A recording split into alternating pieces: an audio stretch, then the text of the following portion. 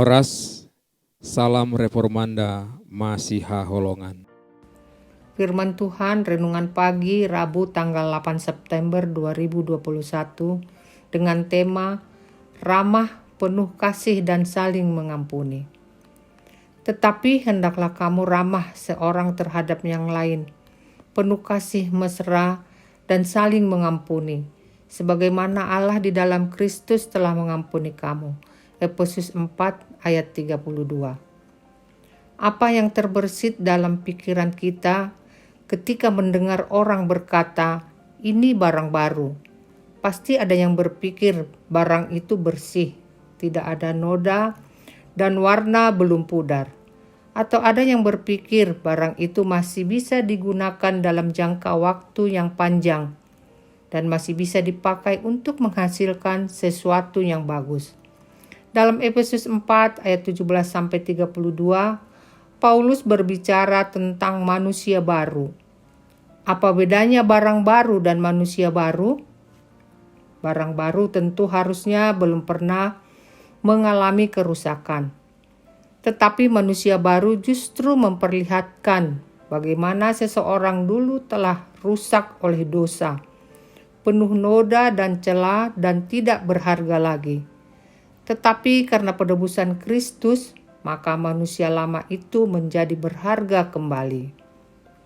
Paulus dengan jelas dan terinci menuliskan tentang bagaimana menjadi manusia baru dan bagaimana seharusnya keadaan manusia baru itu di dalam Tuhan. Manusia baru menunjukkan pada kehidupan seseorang yang dulu tidak mengenal Allah, tetapi sekarang sudah mengenal Allah. Dan pengenalan akan Allah itu hanya dimungkinkan adanya karya Allah yang terlebih dahulu mengenalkan dirinya kepada manusia. Bukan oleh karena manusia yang memiliki kekuatan atau kemampuan untuk mengenal Allah.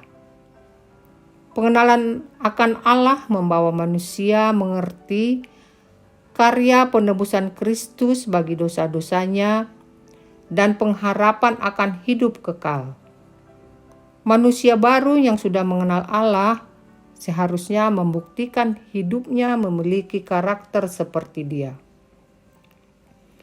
Dalam hidup baru kita di dalam Kristus, kita harus mengingat bahwa ada perubahan yang harus terjadi dalam hubungan kita satu sama lain.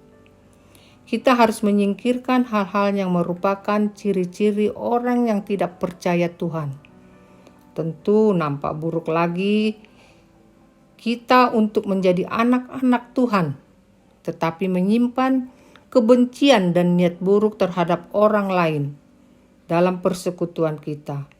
Bahkan hal-hal ini tidak boleh disebut di antara kita. Sebagai manusia baru di dalam Kristus, kita harus menunjukkan kebajikan positif, seperti kebaikan, kasih sayang, dan pengampunan terhadap satu sama lain. Faktor pendorong di balik ini adalah bahwa Allah telah mengampuni kita melalui Kristus. Jika Tuhan tidak mengampuni kita, bagaimana mungkin kita tidak saling memaafkan? Kita harus hidup dengan ramah, saling mengasihi dan mengampuni. Teladan utama adalah Kristus. Apakah sebagai manusia kita bisa sekaligus melakukan semua itu? Tentu tidak. Membutuhkan proses, namun yang harus ada dalam hidup setiap manusia baru adalah kemauan atau kesediaan untuk berproses. Mau berproses mengenal Allah dan berproses memiliki karakter seperti Kristus. Pertanyaan untuk direnungkan. Apakah saya sulit untuk mengampuni dan mengasihi sesama? Mengapa? Apakah ada kesediaan dalam diri untuk terus belajar, untuk mengasihi dan mengampuni sebagai manusia baru? Mari kita berdoa.